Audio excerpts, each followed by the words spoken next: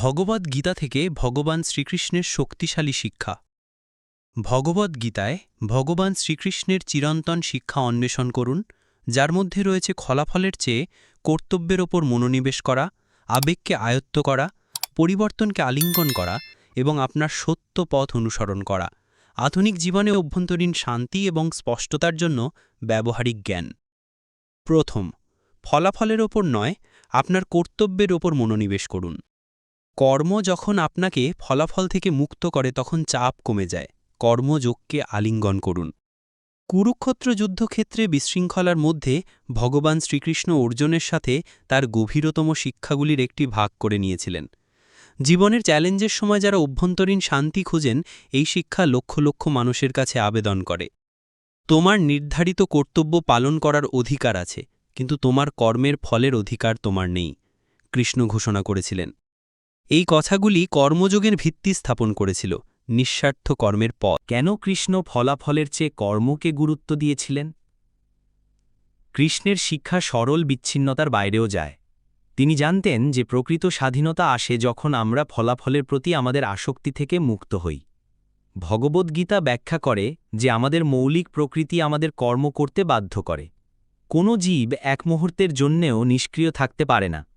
তা সত্ত্বেও ফলাফলের প্রতি আমাদের আবদ্ধতা দুঃখ নিয়ে আসে। কৃষ্ণ একটি মৌলিক মানবিক বৈশিষ্ট্যের কথা বলেন। আমরা আমাদের কর্মের ফল ধরে রাখি এবং সাফল্য এবং ব্যর্থতার মধ্যে আবেগগতভাবে জড়িয়ে পড়ি। ফলাফল অনেক কারণের উপর নির্ভর করে যা আমরা নিয়ন্ত্রণ করতে পারি না। আমরা আসক্তি ছাড়াই আমাদের কর্তব্যের ওপর মনোনিবেশ করে অপ্রয়োজনীয় উদ্বেগ থেকে নিজেদের মুক্ত করি। কৃষ্ণ গীতার ৩য় অধ্যায়ে ব্যাখ্যা করেছেন, পৃথিবী ত্যাগের জন্যে সম্পাদিত কর্ম ব্যতীত অন্যান্য কর্ম দ্বারা আবদ্ধ। অতএব তুমি কেবল সেই কর্মের জন্যেই আসক্তিমুক্ত হয়ে কর্ম করো। নৈবেদ্য হিসাবে করা কর্ম বন্ধনের পরিবর্তে স্বাধীনতা তৈরি করে। আধুনিক দিনের চাপ এবং কার্যক্ষমতা উদ্বেগ। এই প্রাচীন জ্ঞান আজকের উচ্চ চাপের জগতে পুরোপুরি খাপ খায়। মানুষ তাদের দৈনন্দিন জীবনে প্রচণ্ড চাপের সম্মুখীন হয়। বিশ্বব্যাপী পেশাদাররা উদ্বিগ্ন বোধ করেন, বিশেষ করে প্রযুক্তি শিল্পের সাম্প্রতিক গণছাঁটাইয়ের পরে। কাজের চাপ এবং ব্যক্তিগত উদ্বেগ আমাদের নিজেদের বা অন্যদের জন্য কিছু ভালো করতে বাধা প্রদান করতে পারে। ফলাফলের প্রতি আমাদের আচ্ছন্নতা এই চাপের বেশিরভাগ কারণ। আমরা পদোন্নতির, স্বীকৃতি এবং সাফল্য নিয়ে খুব বেশি চিন্তিত থাকি। এটি ক্রমাগত উদ্বেগ তৈরি করে। আমাদের মনে প্রশ্ন জাগে, আমি কি পদোন্নতি পাব? তারা আমাকে পছন্দ করবে যদি আমি ব্যর্থ হই? ভগবদ্গীতা একটি মৌলিক পরিবর্তনের পরামর্শ দেয়। প্রত্যাশা থেকে কর্মকে আলাদা করুন। ফলাফলের প্রত্যাশায় নিজেদের আঁকড়ে ধরা আমাদের কর্মক্ষমতা এবং মানসিক শান্তিকে ক্ষতিগ্রস্ত করে। পূর্ণ মনোযোগ এবং বিচ্ছিন্নতার সাথে বর্তমান কর্মের ওপর মনোনিবেশ করলে আধুনিক মনোবিজ্ঞান, যাকে প্রবাহের অবস্থা বলে, যাকে ভগবান কৃষ্ণ হাজার হাজার বছর আগে কর্মযোগ হিসাবে বর্ণনা করেছে। দৈনন্দিন জীবনে এই শিক্ষা কিভাবে প্রয়োগ করবেন, আধুনিক জীবনে এই গভীর শিক্ষা কিভাবে আনা যায় তা এখানে দেওয়া হলো। সচেতনতা দিয়ে শুরু করুন। আপনার দৈনন্দিন কর্মকাণ্ডকে নিজের চেয়েও বড় কিছুতে উৎসর্গ করুন। এটি আপনার মনোযোগকে আত্মকেন্দ্রিক ফলাফল থেকে কাজের মানের দিকে নিয়ে যায়। বর্তমানের ওপর মনোনিবেশ করুন। ফলাফলের উদ্বেগ আঘাত করলে আপনার মনোযোগ হাতের কাজের দিকে পুনর্নির্দেশ করুন। গীতা শিক্ষা দেয় যে বর্তমান মুহূর্তটি আপনার শক্তির স্থান হয়ে ওঠে, ভবিষ্যতের ভয় নয়। সমতা বিকাশ করুন। সাফল্য এবং ব্যর্থতার মধ্য দিয়ে ভারসাম্য বজায় রাখুন। লক্ষ্য করুন যে কৃষ্ণ বলেছিলেন, যোগ হল মনের সমতা। সাফল্যকে পুনরায় সংজ্ঞায়িত করুন। ফলাফলের চেয়ে আপনার মনোযোগ এবং প্রচেষ্টার গুণমান দিয়ে সাফল্য পরিমাপ করুন।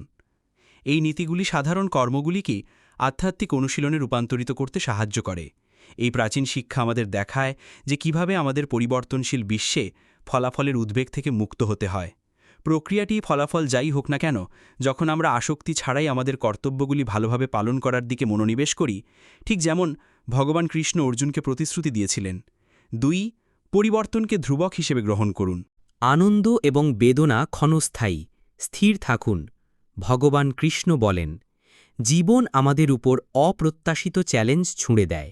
ঋতু পরিবর্তন হয়, সম্পর্ক বিকশিত হয় এবং পরিস্থিতি কোনো পূর্বাভাস ছাড়াই নতুন মোড় নেয়। ভগবদ্গীতা এই ধ্রুবক পরিবর্তনগুলির সাথে মোকাবিলা করার বিষয়ে কৃষ্ণের কালজয়ী শিক্ষার মাধ্যমে গভীর জ্ঞান প্রদান করে। অস্থিরতা সম্পর্কে কৃষ্ণের উক্তি। ভগবদ্গীতার ২য় অধ্যায়ের ১৪ নং শ্লোকে ভগবান কৃষ্ণ অস্তিত্ব সম্পর্কে একটি মৌলিক সত্য প্রকাশ করেছেন। হে কুন্তির পুত্র, ইন্দ্রিয় এবং ইন্দ্রিয় বস্তুর মধ্যে যোগাযোগ সুখ এবং দুঃখের ক্ষণস্থায়ী উপলব্ধির জন্ম দেয়। এগুলি অস্থায়ী এবং শীত এবং গ্রীষ্মের ঋতুর মতো আসে এবং যায়। হে ভারতের বংশধর, বিরক্ত না হয়ে এগুলি সহ্য করতে শিখতে হবে। এই শ্লোকটি প্রকৃতির নিয়ম হিসেবে অস্থিরতা দেখায়। কৃষ্ণ আমাদের শিক্ষা দেন যে আমাদের ইন্দ্রিয়সত্ত্ব অভিজ্ঞতা, আনন্দদায়ক হোক বা বেদনাদায়ক, কখনোই স্থায়ী নয়। শীত গ্রীষ্মের স্থান নেয় এবং আমাদের আনন্দ এবং দুঃখ আমাদের জীবন জুড়ে পরিবর্তিত হতে থাকে। ২.১৫ শ্লোকে কৃষ্ণ ভারসাম্য বজায় রাখার জন্য আধ্যাত্মিক পুরস্কারের কথা প্রকাশ করেন।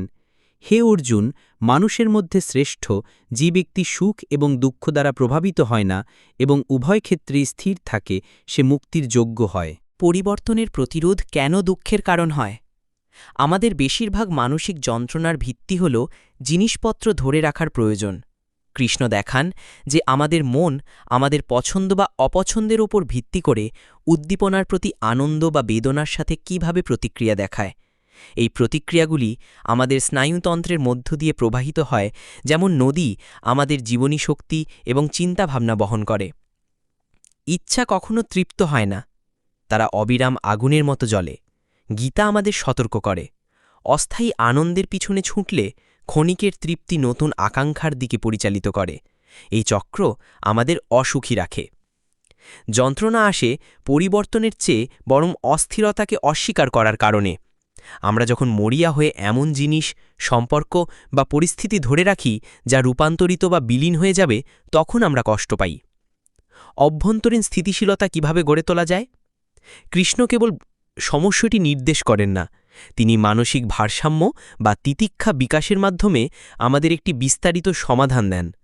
এই আধ্যাত্মিক শক্তি আমাদের জীবনের উত্থান পতনের মধ্য দিয়ে স্থির থাকতে সাহায্য করে। অভ্যন্তরীণ স্থিতিশীলতা কিভাবে গড়ে তোলা যায়? কৃষ্ণ কেবল সমস্যাটি নির্দেশ করেন না, তিনি মানসিক ভারসাম্য বা তিতিক্ষা বিকাশের মাধ্যমে আমাদের একটি বিস্তারিত সমাধান দেন। এই আধ্যাত্মিক শক্তি জীবনের ওঠান পতনের মধ্য দিয়ে আমাদের স্থির থাকতে সাহায্য করে। অভ্যন্তরীণ স্থিতিশীলতার পথের প্রয়োজন আমাদের চিরন্তন প্রকৃতিকে স্বীকৃতি দেওয়া। আত্মা জন্মগ্রহণ করে না, কখনো মরে না, আমাদের জীবনের ঝড়ের মধ্যে স্থায়িত্বের একটি নোঙর দেয়। পর্যবেক্ষক সচেতনতা অনুশীলন করা, আমরা আমাদের চিন্তাভাবনা এবং আবেগগুলিকে আমাদের অভিভূত না করে পর্যবেক্ষণ করতে শিখি। বিচ্ছিন্নতা বিকাশ করা, আমরা অভিজ্ঞতাগুলিকে আঁকড়ে ধরে না রেখে প্রশংসা করি, যেমন জলে স্পর্শ না করা পদ্মপাতা। আধ্যাত্মিক অনুশীলন বজায় রাখা, নিয়মিত ধ্যান কৃষ্ণের বর্ণনা অনুসারে একটি মন তৈরি করে যা একটি বাতাসহীন স্থানে প্রদীপের মতো, যা ঝিকিমিকি করে না। যারা তাদের মনকে নিয়ন্ত্রণ করেন তারা ঠান্ডা এবং তাপ, আনন্দ এবং দুঃখ এবং সম্মান এবং অপমানের দ্বৈততার ঊর্ধ্বে উঠে যান। এই ধরনের যোগীরা ঈশ্বরের প্রতি তাদের ভক্তিতে শান্তিপূর্ণ এবং অবিচল থাকেন। কৃষ্ণ শিক্ষা দেন যে প্রকৃত স্থিতিশীলতা আসে বাহ্যিক পরিস্থিতি নিয়ন্ত্রণের চেয়ে অভ্যন্তরীণ স্থিতিস্থাপকতা বিকাশের মাধ্যমে। স্বামী মুকুন্দানন্দ ব্যাখ্যা করেন যে রহস্যটি হল আমাদের অভ্যন্তরীণ জগতের তাপমাত্রা নিয়ন্ত্রণের মধ্যে নিহিত, কারণ আমরা আমাদের চারপাশে যা কিছু ঘটুক না কেন ভারসাম্য বজায় রাখি। ৩. বর্তমান মুহূর্তে বেঁচে থাকুন। মনকে আয়ত্ত করো, নইলে তা তোমাকে আয়ত্ত করবে। কৃষ্ণ, ভগবদ্গীতা ৬.৬। ভগবদ্গীতায় ভগবান শ্রীকৃষ্ণের সবচেয়ে শক্তিশালী শিক্ষা বর্তমান মুহূর্তে সম্পূর্ণরূপে বেঁচে থাকার ওপর জোর দেয়। এই প্রাচীন জ্ঞান আমাদের বিক্ষিপ্ত মনোযোগ এবং অস্থির মনের জন্য একটি প্রতিকার প্রদান করে, বিশেষ করে আজকের অবিরাম বিজ্ঞপ্তি, তথ্যের অতিরিক্ত চাপ এবং অন্তহীন বিক্ষেপের জগতে প্রাসঙ্গিক মন বন্ধু বা শত্রু হিসেবে। অধ্যায় ৬ শ্লোক ৬ কৃষ্ণের সবচেয়ে গভীর মনস্তাত্ত্বিক অন্তর্দৃষ্টি প্রকাশ করে। যে মনকে জয় করেছে সেটার বন্ধু, যারা তা করতে ব্যর্থ হয়েছে তাদের জন্য মন শত্রুর মতো কাজ করে। এই শ্লোকটি আমাদের মানসিক ক্ষমতার দ্বৈত প্রকৃতি দেখায়। তারা আমাদের সবচেয়ে বড় মিত্র বা সবচেয়ে খারাপ প্রতিপক্ষ হতে পারে। আমাদের অদম্য মন অতীতের অনুশোচনা এবং ভবিষ্যতের উদ্বেগের মধ্যে লাফিয়ে লাফিয়ে বেড়ায়, যা অপ্রয়োজনীয় যন্ত্রণার সৃষ্টি করে। কৃষ্ণ অর্জুনকে শিক্ষা দেন যে মনকে নিয়ন্ত্রণ করা চ্যালেঞ্জিং, কিন্তু ধারাবাহিক অনুশীলন এবং বিচ্ছিন্নতার মাধ্যমে সম্ভব। অর্জুন ৬ষ্ঠ অধ্যায়ে মন নিয়ন্ত্রণ সম্পর্কে তার উদ্বেগ প্রকাশ করেছেন। হে কৃষ্ণ, মন খুবই অস্থির, অশান্ত, শক্তিশালী এবং একগুঁয়ে। আমার কাছে মনে হয় বাতাসের চেয়েও এটি নিয়ন্ত্রণ করা কঠিন। আমাদের অনেকেই এই অস্থিরতা অনুভব করেন, কারণ আমাদের চিন্তাভাবনা প্রতিদিন বিভিন্ন বিষয়ের মধ্যে এলোমেলোভাবে লাফিয়ে লাফিয়ে যায়। খুবই কমই বর্তমান মুহূর্তে স্থির হয়। বিক্ষেপ কিভাবে স্পষ্টতাকে প্রভাবিত করে? আধুনিক জীবন আমাদের বিক্ষেপকে দ্রুত গতিতে বৃদ্ধি করেছে। একজন আধ্যাত্মিক শিক্ষক উল্লেখ করেছেন যে যারা কিছুই করার জন্য প্রতিশ্রুতিবদ্ধ নয়, তারা সব কিছু দ্বারা বিক্ষেপিত হয়। গীতা ব্যাখ্যা করে যে কিভাবে আমাদের ইন্দ্রিয়গুলি স্বাভাবিকভাবেই মনোযোগকে বাইরের দিকে টেনে নিয়ে যায়, যা আমাদের মনোযোগকে ভেঙে দেয় এবং আমাদের কার্যকারিতা হ্রাস করে। এই বিক্ষেপগুলি বেশ কয়েকটি সমস্যা তৈরি করে। এগুলি বিচার এবং সিদ্ধান্ত গ্রহণকে মেঘলা করে, এগুলি মূল্যবান শক্তি এবং সময় নষ্ট করে, এগুলি অন্যদের এবং আমাদের সাথে গভীর সম্পর্ককে বাধা দেয়, এগুলি আধ্যাত্মিক বৃদ্ধি এবং আত্মজ্ঞানকে বাধা দেয়। ভগবদ্গীতা এই বিক্ষিপ্ত অবস্থার বর্ণনা দিয়েছেন। যারা অজ্ঞ এবং অবিশ্বাসী এবং যাদের সন্দেহপ্রবণ মন রয়েছে, তারা তাদের আধ্যাত্মিক প্রচেষ্টায় ধ্বংস হয়ে যায়। সন্দেহপ্রবণ মনের ব্যক্তির জন্য এই পৃথিবী, পরকাল বা আনন্দ কিছুই নেই। কৃষ্ণ ব্যাখ্যা করেছেন যে মানসিক স্পষ্টতা তখনই উদ্ভূত হয় যখন আমরা আমাদের ইন্দ্রিয়গুলিকে বাহ্য বস্তু থেকে সরিয়ে নিই, যেমন কচ্ছপ তার অঙ্গপ্রত্যঙ্গ টেনে নেয়। গীতার যেমন মননশীলতা শেখানো হয়েছে, মনকে বারবার ঈশ্বরের কাছে ফিরিয়ে আনুন। ভগবদ্গীতার মধ্য দিয়ে মননশীলতা বিকশিত হয়, যদিও এর আধুনিক নাম নয়। কৃষ্ণ বর্তমান মুহূর্তে সচেতনতা শেখান, যা অতীত এবং ভবিষ্যতের উদ্বেগকে ছাড়িয়ে যায়।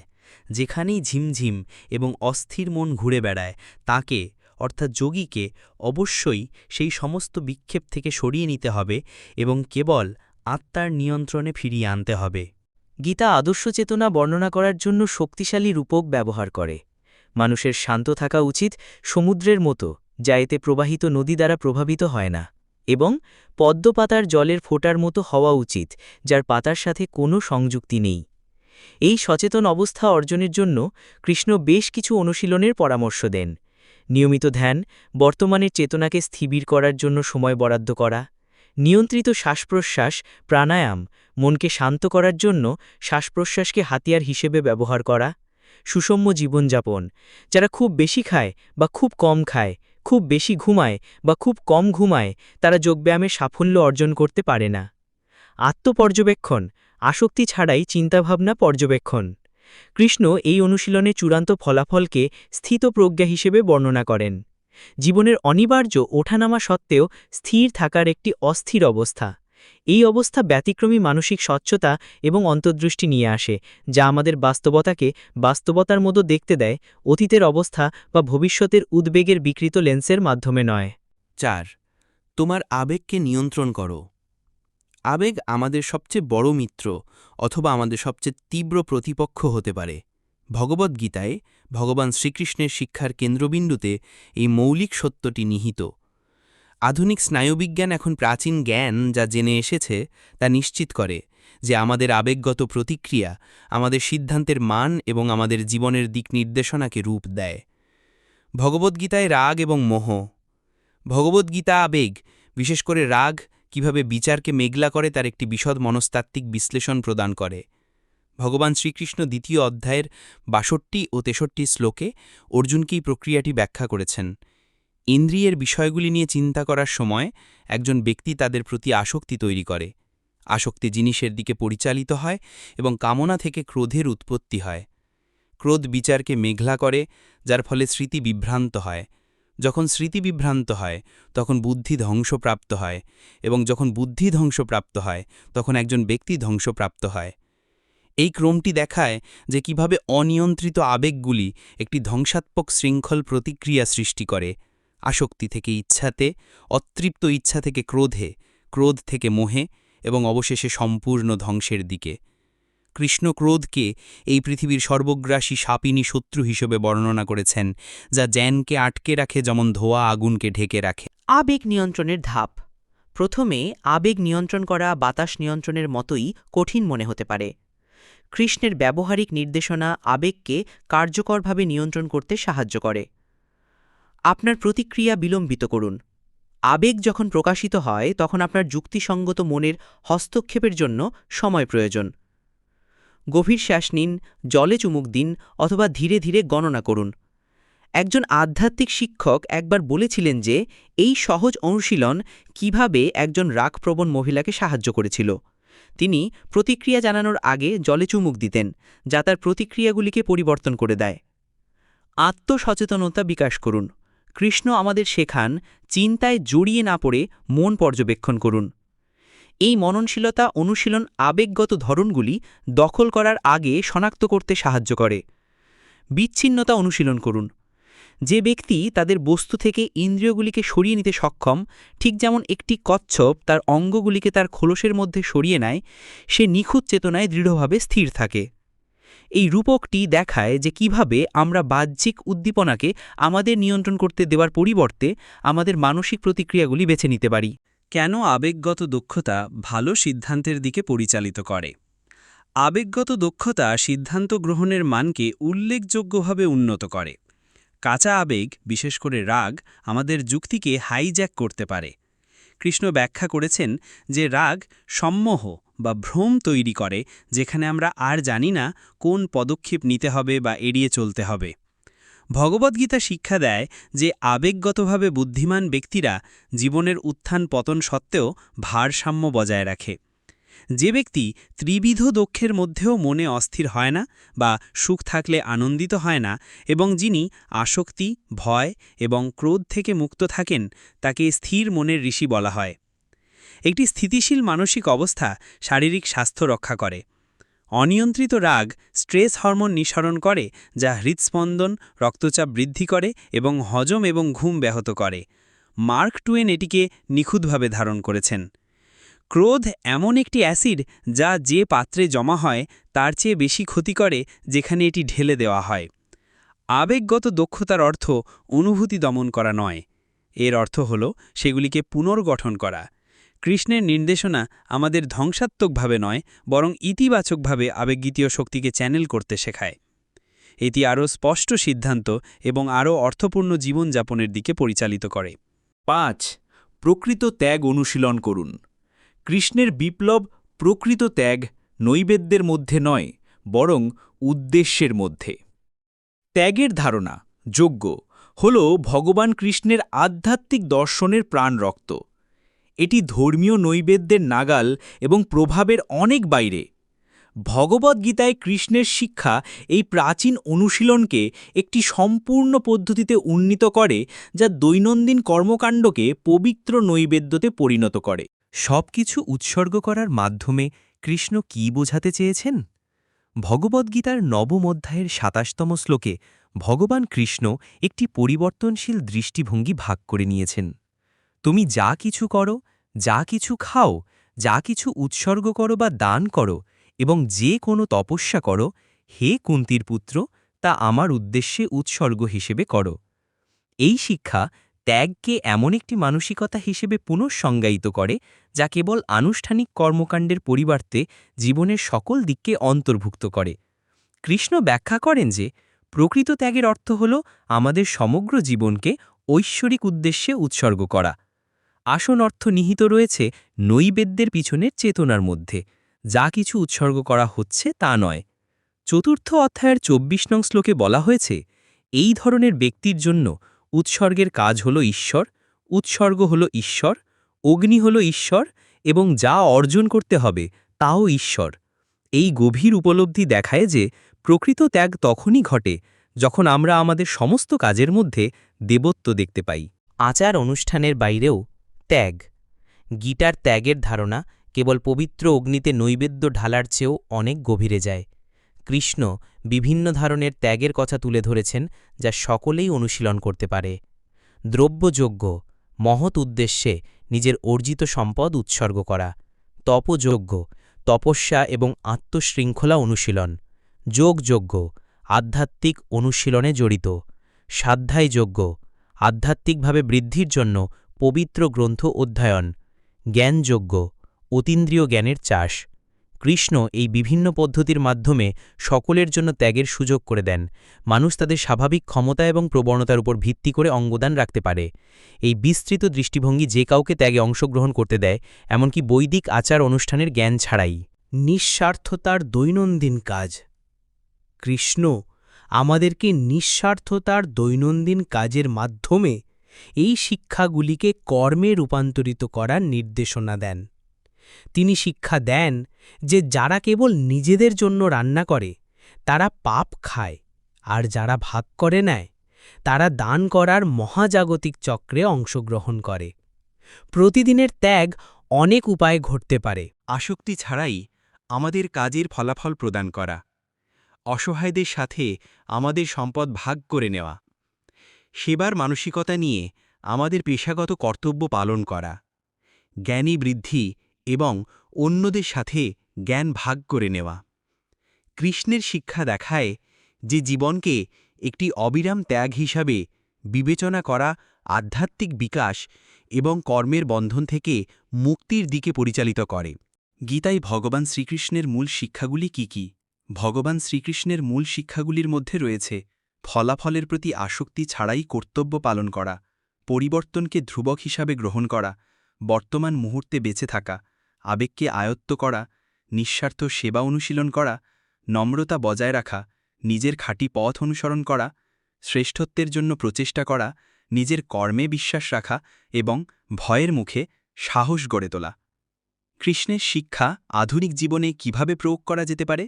ফলাফলের প্রতি আচ্ছন্ন না হয়ে উৎকর্ষতার সাথে কর্তব্য পালনের উপর মনোনিবেশ করে, বর্তমান থাকার জন্য মননশীলতা অনুশীলন করে, আবেগগত বুদ্ধিমত্তা বিকাশ করে, বিচ্ছিন্নতার মাধ্যমে কর্মজীবনের ভারসাম্য বজায় রাখে এবং অন্যদের সাথে নিজেকে তুলনা না করে নিজের খাঁটি পথ অনুসরণ করে কৃষ্ণের শিক্ষা আধুনিক জীবনে প্রয়োগ করা যেতে পারে।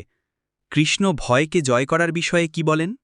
কৃষ্ণ শিক্ষা দেন যে অস্থায়ী জিনিসের প্রতি আসক্তি এবং শরীরের সাথে ভুল পরিচয় থেকে ভয়ের উৎপত্তি হয়।